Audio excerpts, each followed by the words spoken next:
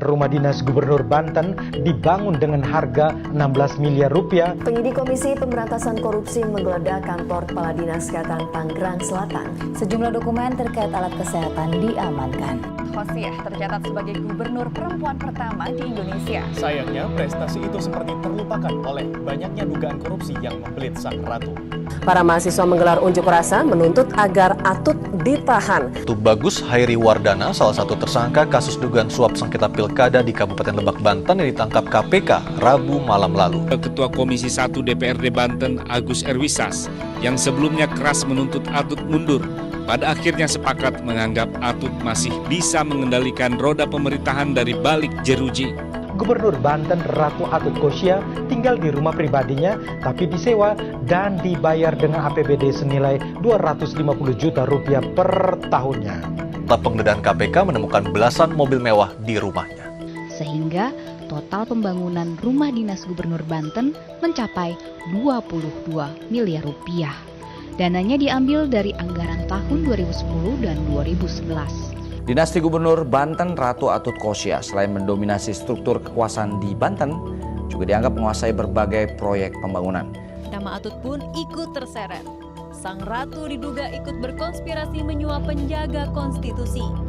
KPK diduga untuk meminta keterangan terkait indikasi korupsi alat kesehatan di wilayah Tangerang Selatan. Tak kurang dari 2 Ferrari, sebuah Lamborghini, 1 Nissan GT-R, 1 Rolls-Royce, 1 Lexus, 1 Bentley, 2 Land Cruiser, dan motor Harley Davidson terparkir rapi di rumah Wawan. Jalanan di Banten itu banyak yang rusak, ternyata ada dugaan korupsi. Sepakat, Ibu Gubernur masih gubernur, titik. Penyegelan, penggeledahan di kediaman Airin yang berada di wilayah Kuningan, Jakarta. Wakil rakyat dan jajaran pemerintahan setempat tetap kompak menganggap Atut sebagai orang nomor 1 di Banten. Gaya hidup keluarga Atut yang dibalut kemewahan juga sangat kontras jika dibandingkan dengan kemiskinan rakyatnya. Warga Banten kaget dan tercengang atas besarnya dana tersebut. Sangat ironis jika dibandingkan dengan masih banyaknya warga miskin di Banten Selatan. Atut dan keluarganya hidup bergelimang harta, sementara banyak rakyat Banten menderita. Ya aturan kalau nggak diisi mah mendingan dikasih ke orang miskin supaya bisa dapat bantuan. Seharusnya uang sebanyak itu digunakan untuk pembangunan jalan, pendidikan, kesehatan. Mendorong KPK untuk tidak mengembalikan Atut ke Banten dengan artian Atut harus ditahan hari ini juga. Koruptor-koruptor seperti contohnya ya Bu Atut ini lebih baik dimiskinkan. Akhir dinasti Atut.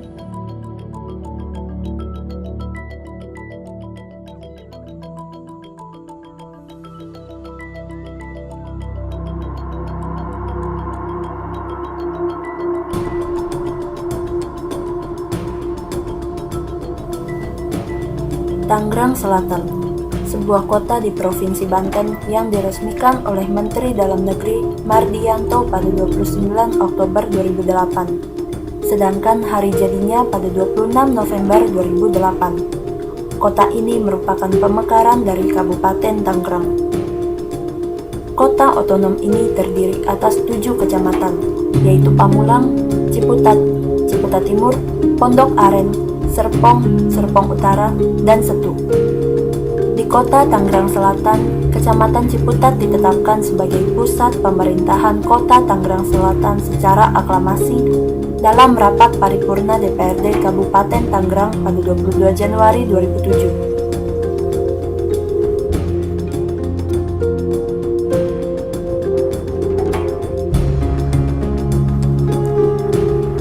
Dewan Perwakilan Rakyat Daerah Tangerang Selatan pun terbentuk sejak saat itu. Insinyur Haji Bambang Rahmadi MH bersama dengan 3 orang wakilnya memimpin DPRD Tangerang Selatan dan dibantu oleh 41 anggota lainnya. Tentu menjadi pegawai negeri bukanlah hal yang mudah. Tidak semua orang mengerti politik dan mau mengemban tanggung jawab sebesar ini. Bahkan meskipun hanya untuk memimpin sekitar 1,3 juta penduduk Tangsel, ini bukanlah hal yang mudah. Namun, selama menjadi anggota DPRD, tentu mereka menerima tunjangan. Tunjangan tersebut termasuk tunjangan perumahan untuk seluruh anggota dan kendaraan dinas untuk para pemimpin dewan. Berikut ini adalah rumah dan kendaraan yang dimiliki oleh beberapa anggota DPRD Tangerang Selatan yang kami temukan berdasarkan info yang kami terima dari website DPRD Tangerang Selatan.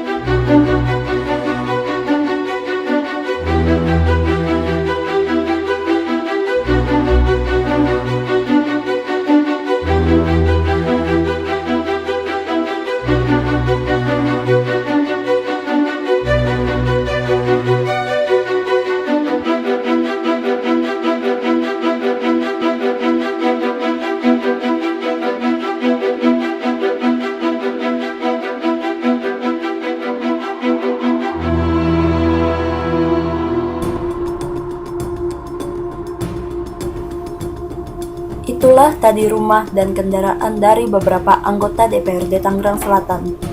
Namun, dalam kurun 5 tahun terakhir, bagaimanakah kondisi Tangerang Selatan? Bagaimanakah keadaan rakyatnya? Asli orang sini ya, Mas? Asli orang sini ya? Berapa lama tuh tinggal? Ya, udah hampir ya, macam umur abang aja, hampir 30. Hampir 30. Sama abang tinggal sini, abang tahu gak sih kerjanya anggota DPRD itu apa aja? Kayak gitu kan, ya kerjanya golong bagus. Golong bagus. Bapak tahu tentang DPRD Tangsel? Belum dibentuk. Tangsel belum dibentuk, kan baru 2 tahun ya. Iya. Belum dibentuk. Tapi belum pernah ada orang dari DPRD-nya ke sini ya? Belum, orang-orang pejabat tinggi belum sampai kala ini ke kampung-kampung ngapain ya kalau nggak penting. Iya. Itu tahu gak sih DPRD Tangsel itu? Nggak tahu ya? Nggak tahu tugasnya DPRD Tangsel itu apa? Ada gak sih anggota DPRD yang terlibat korupsi? Pasti ada lah. Masih ada ya? Cuma belum deteksi doang. Terus kalau menurut Bapak nih, anggota DPRD Tangsel tuh kira-kira ada yang korupsi nggak ya? Nggak tahu tuh kita, namun begitu nggak tahu. Tapi kalau menurut Bapak? Ya nama pejabat bagaimana ya? Ada enak kurang enak, dia pengen enak ya mungkin ya cari jalan lain. Orang ada yang gaji mah, siapa kita? Ya, orang kerja. Tapi orang-orangnya pernah gak ada yang misalnya kampanye sampai ke sini-sini ada nggak? Nggak ada ya. Terus nanti kira-kira 2014 abang bakal milih siapa nih?